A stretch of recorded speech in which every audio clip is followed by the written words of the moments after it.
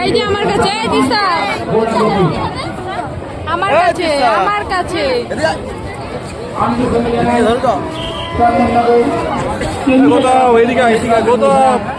আমাদের এই অপূর্ব মণ্ডপটি দ্বিতীয় স্থান অধিকার করেছে।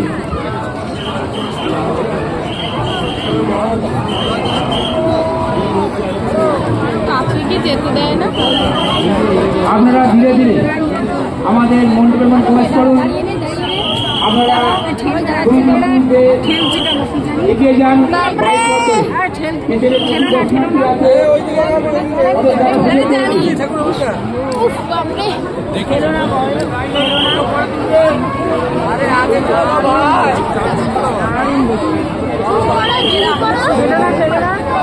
দেখি একটু